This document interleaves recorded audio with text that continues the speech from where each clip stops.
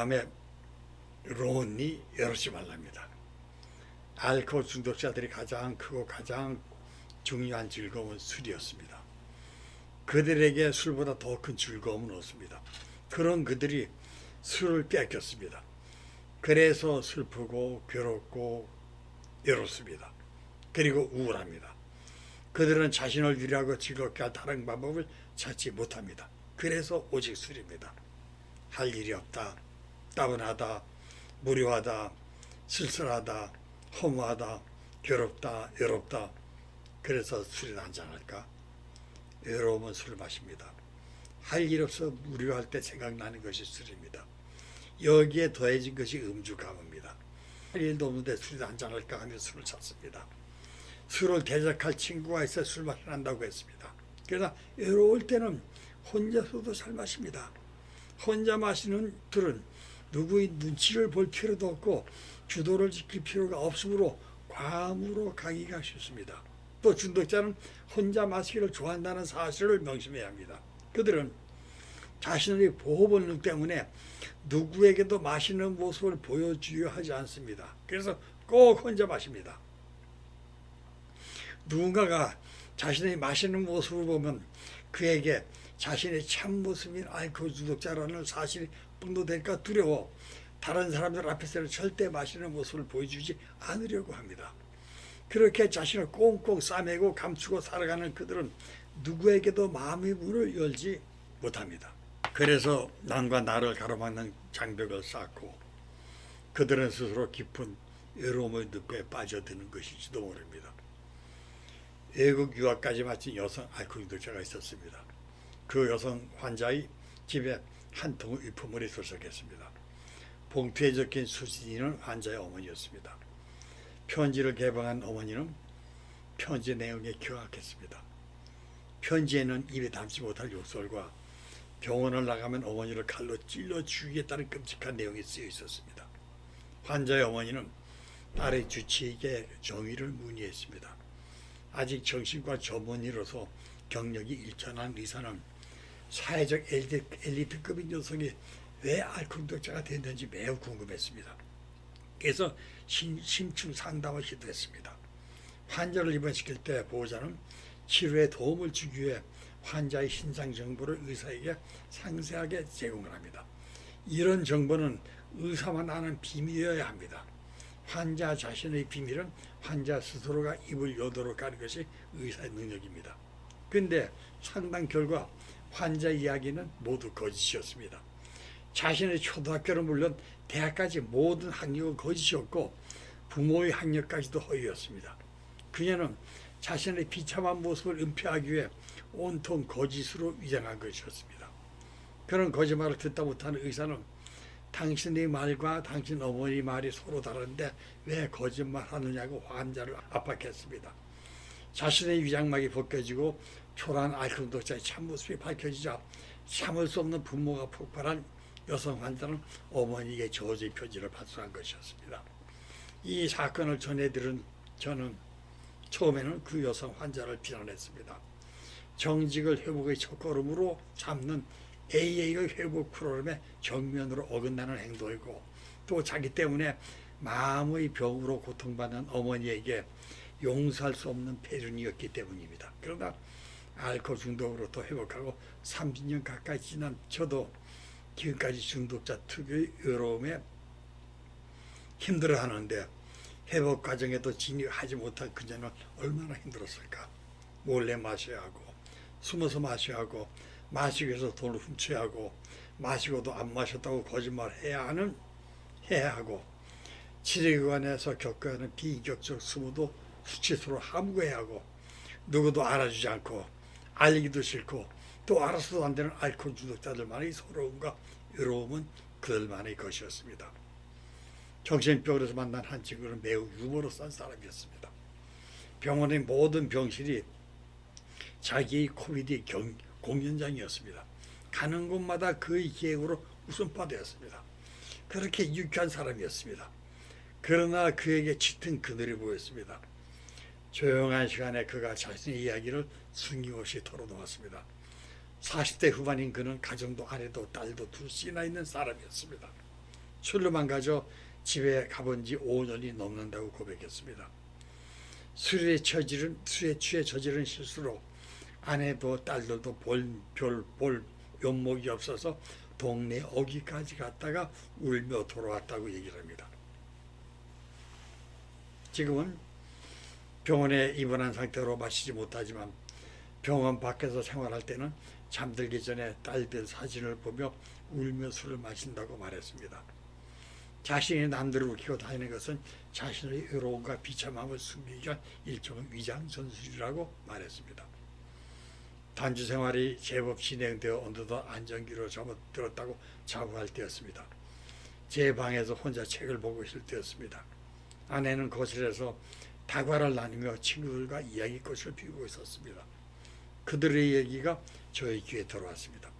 무슨 얘기 끝인지 아내의 음성이 들려왔습니다. 우리 남편 술도 다 끊었다. 그 이야기를 듣는 순간 화가 머리끝까지 치밀어 올랐습니다. 망할 놈의 옆에 내 어디 자랑할 것이 없어서 창피하게 내 술 먹던 이야기를 자랑삼아 이야기해. 분명 그 말은 나에 대한 칭찬이고 자랑인데 그것이 꼭꼭 숨긴 비밀이 한순간에 폭로된 것처럼 저를 화나게 했습니다. 그렇게 중독자들은 자기 내면을 감추고 외롭게 살아갑니다. 그들이 갖는 이런 외로움이 수리될 때 그 폭발력은 알코올 중독자들을 파멸로인다 합니다. 고독사도 알코올 중독자들 세계에서 자주 발생합니다. 가정도 집도 잃고 혼자 사는 알코올 중독자들이 재활을 위해 힘있게 살아갑니다. 그중 상당수가 생활보호 대상자로 정부의 보조금을 받고 살아갑니다. 그들은 정규직으로 급여가 지급되는 직장을 쉽게 구할 수도 없습니다. 또 원하지도 않습니다.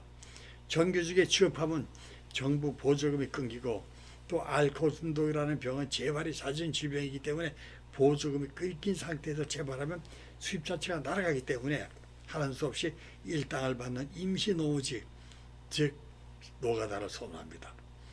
그렇게 열심히 살다 보면 지방자치단체에서 주는 영구 임대주택이 제공이 됩니다. 제법 생활이 안정된 것처럼 보입니다. 종일 일에 지쳐 물 먹은 손까지 피곤한 몸으로 귀가한 그들을 맞이하는 것은 썰렁한 텅 빈 빈방입니다. 아무도 없습니다. 중독자를 떠난 가족은 돌아오지 않습니다. 반겨주는 사람도 없습니다. 노역에 지친 몸으로 겨우 끼니를 애우고 잠들에 들면 잠도 오지 않습니다. 외로움이 민물처럼 밀려옵니다. 다행히 그런 고비를 잘 넘기면 문제가 없지만 상당수의 알코올 중독자들이 술을 입에 대고 잠을 청합니다. 재발한 겁니다. 동네 알코올 중독자가 전화를 해도 찾아가 문을 두드려도 반응이 없습니다. 잠수를 탄 것일까?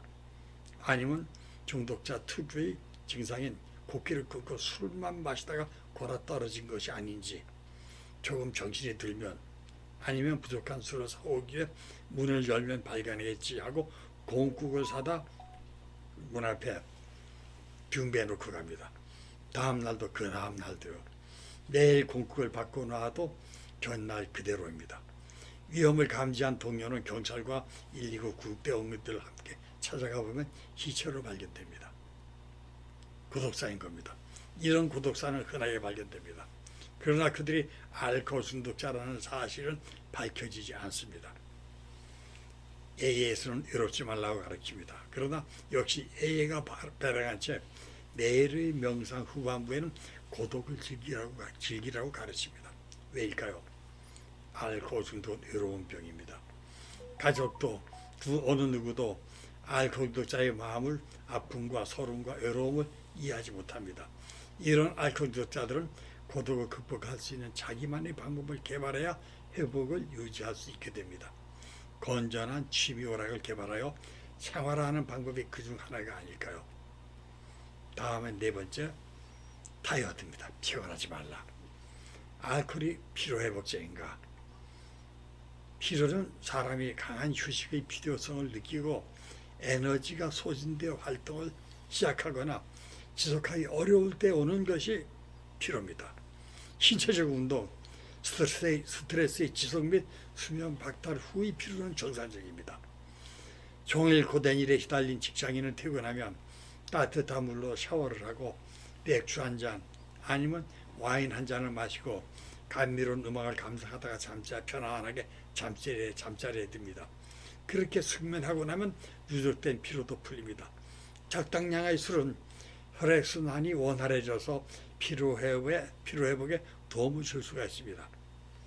알코올 중독자의 경우는 그것과 다릅니다. 그들은 술도 많은 것을 잃었기 때문에 짧은 기간에 잃어버린 모든 것을 그것도 단번에 회복하려고 서두릅니다.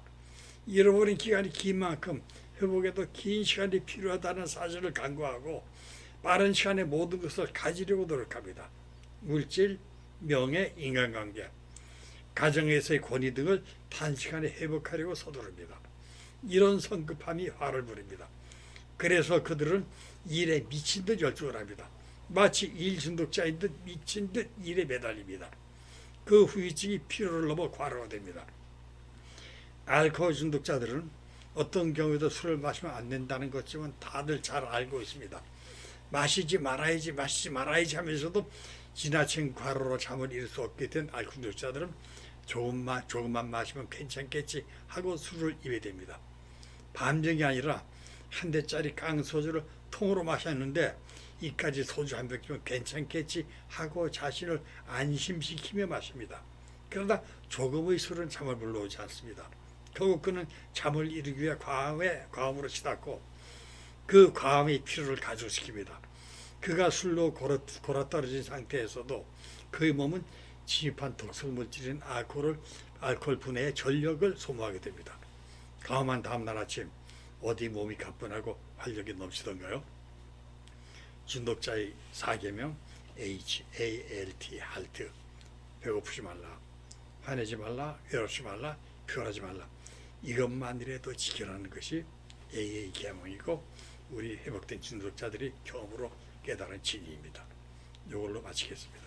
배고프지 말라, 화내지 말라, 외롭지 말라, 피곤하지 말라. 이것은 굳이 알코올 중독자만이 아니라도요, 우리가 인생을 기름지게 살아가기 위한 아주 좋은 지혜의 어떤 그런 조건들 같습니다.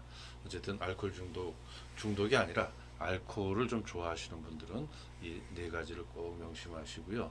중독에 빠지지 않도록 늘 자기를 살펴보시기를 부탁을 드립니다. 오늘 말씀 여기까지 듣겠습니다. 감사합니다. 수고하셨습니다. 감사합니다. 네, 감사합니다.